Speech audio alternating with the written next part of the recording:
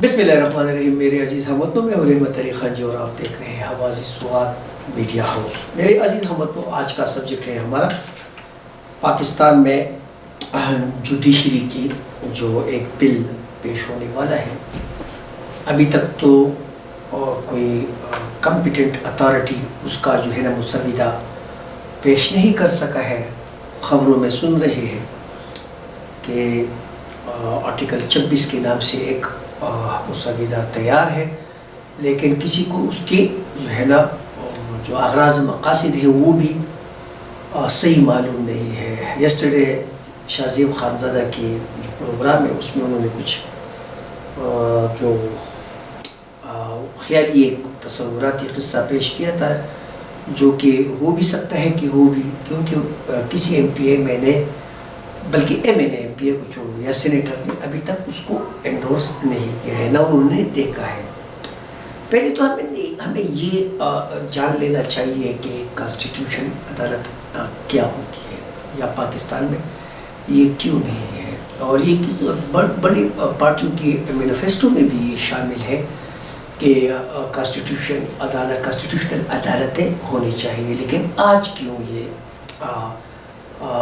ये ज़रूरत पड़ गई है, जब 2013 में 12 था कि 13 में, उस वक़्त जब 18वीं तरमीम उस वक़्त पास हुआ था असम्बली में, जब उस वक़्त के एक करप्ट तरीन जो है ना पार्टी की हुकूमत थी, जिसे हम PPP कहते हैं, ठीक है, उस दौर में ये हुआ था।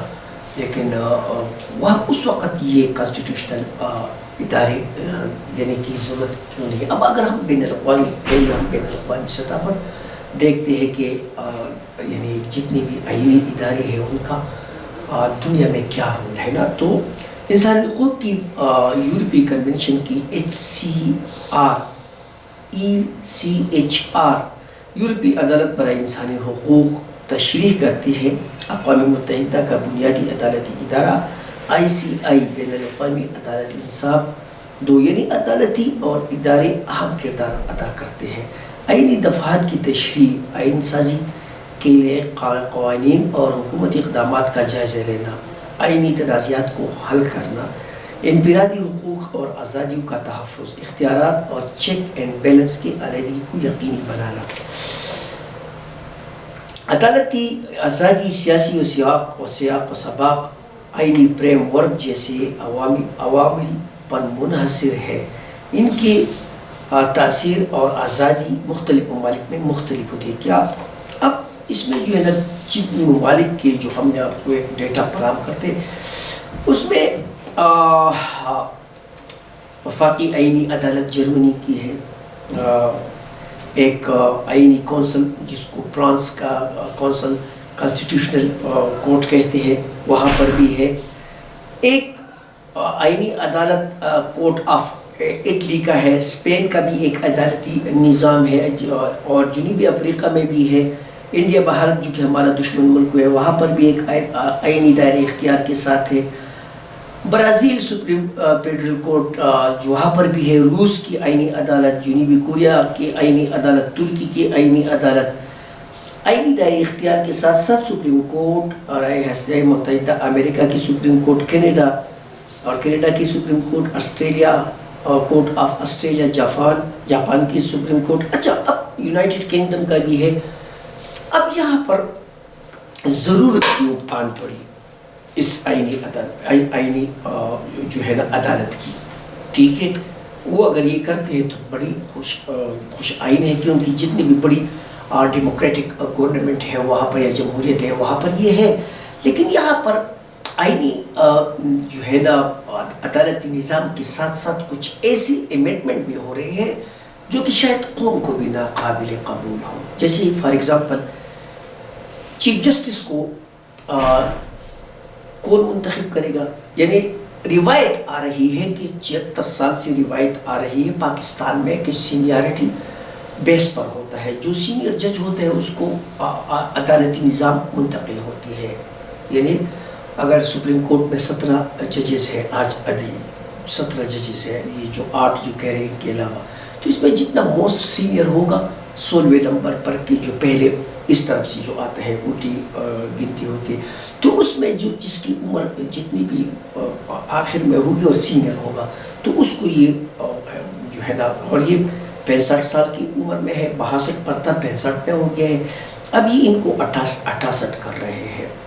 تو ایک تو عمر کے ایک ایسے حصے میں جہاں پر آپ بوڑھی ہو جاتے ہو، وہاں پر آپ ایک چیف جسٹس سے اس کا کام لیتے ہو، تو ایک تو اس سے جو جوان خون ہے یا جوان قابلیت ہے یا جو لوگ ہیں یا جو ججز ہیں ان کا جو ہے نا آپ استحصال کر رہے ہو، کیونکہ جو باغ دوڑ ہوگی وہ جوانوں کے نسبت بوڑھوں کے ہاتھوں میں چلی جائے گی۔ ایک تو یہ اس کا جو ہے نا نیگیٹو پوائنٹ ہوگا۔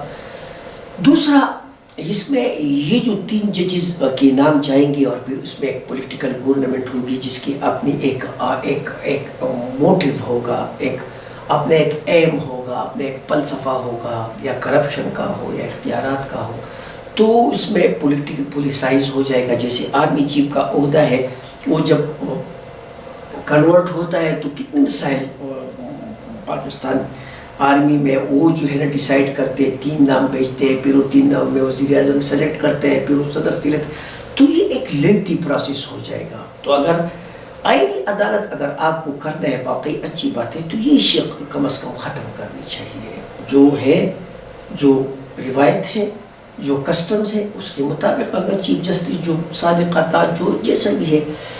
دوسرا، یہ جو ساری نظام کو وہ پارلیمنٹ سے جو ہے نا جوڑ رہے ہیں، تو پارلیمنٹ میں کل ہو سکتا ہے ایک ایسا، ہر وقت تو محب الوطن وہاں نہیں ہوتے، ہر وقت تو گورنمنٹ سرونٹ تو وہاں نہیں ہوتے، وہاں تو مختلف پارٹیوں کے اچار ہوتے ہیں جن میں اینٹی اسٹیٹ بھی ہوتے ہیں جو کہ پاکستان کے ساتھ دھوکہ بھی کر سکتے ہیں۔ تو یہ سارا نظام جو ہے آپ ان کے حوالے کر رہے ہو، یہ بھی غلط ہے۔ پھر جو آرٹیکل 63 62 اس میں جو آپ امینڈمنٹ کر رہے ہو، جو امین اور صادق کا جو آپ فلسفہ ہے وہ بھی آپ ایک جگہ پر رکھ رہے ہو، جہاں پر آرٹیکل 175 سے لے کر یا 171 سے لے کر آپ آرٹیکل 210 تک آپ جتنی بھی یہ آرٹیکلز ہیں، یعنی 7 آرٹیکلز کو آپ جو ہے نا آرٹیکل 151 سے لے کر آرٹیکل 209 تک تقریباً 7 کے قریب آپ آرٹیکلز میں امینڈمنٹ کر رہے ہو۔ وہ امینڈمنٹ کیا کر رہے ہو؟ وہ تو آپ نہ پارلیمنٹ کو نہ سینٹ کو کسی کو بھی آپ اعتماد میں نہیں لے رہے ہو۔ آپ نے 2 ہفتے کی کوشش کی، آپ نے نمبر آف گیم کا کام کیا، اس میں آپ کو جو ہے نا پسپائی ہوئی مولانا فضل الرحمان کو یا پی ٹی آئی کو، جو آپ کے اگینسٹ کھڑے تھے۔ ٹھیک ہے، ماضی میں انہوں نے کہا تھا کہ ہم آئینی عدالت، آج بھی وہ کھڑے ہیں، لیکن پہلے قوم کو تو سمجھانا چاہیے نا کہ آپ یا جو منتخب نمائندے گئے ہیں لیجسلیشن کے لیے، قانون سازی کے لیے، بے شک ہم یہ مانتے ہیں کہ جو آئینی آپ کا اختیار ہے اس میں رہ کر آپ نے قانون سازی کرنی ہوتی ہے، تو یہ ایک اچھا شگون ہے پاکستان کے لیے کہ پارلیمنٹ میں قانون سازی ہو رہی ہے، کون خلاف ہے۔ لیکن اس مسودوں کو اگر آپ وزیر اعظم کے امریکہ یعنی دورے کے بعد اب یہ بنچان اور آنے والا ہے، کیونکہ جو موجودہ چیف جسٹس ہے اس کے جو مدتی ملازمت ہے اس میں تقریباً 40 دن رہ گئے ہیں، تو اس 40 دن کو، یا میرے خیال میں 40 بھی نہیں 36 دن ہے، تو اس کو کور کرنے کے لیے آپ ایک دفعہ پھر ایسے ایک سٹوری لانچ کرو گے جس میں ملک میں انسرٹینٹی اور ایک بوچھال آئے گا۔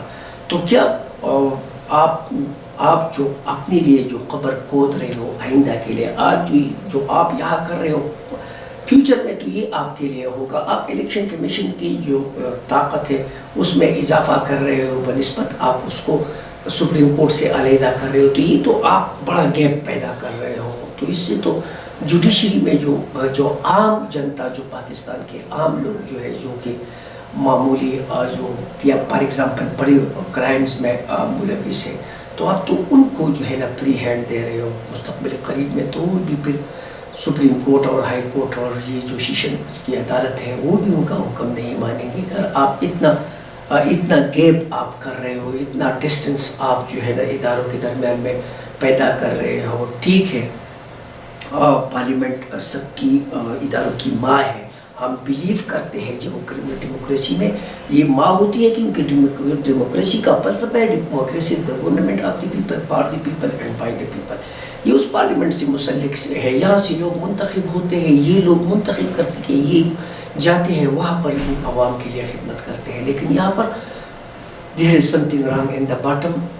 یا تو مجھے پوری کی پوری دال ہی کالی نظر آ رہی ہے. تھوڑی سی آپ لوگوں کو بریف کرانا تھا کہ یہ جو کانسٹیٹیوشنل آئینی عدالت ہے اگر وہ آ جاتے ہیں اور ہم پر امپوز ہوتے, بڑی خوش آئین بات ہے. پاکستان یہ قوم جو ہے نا اپنے آئین کو اپنے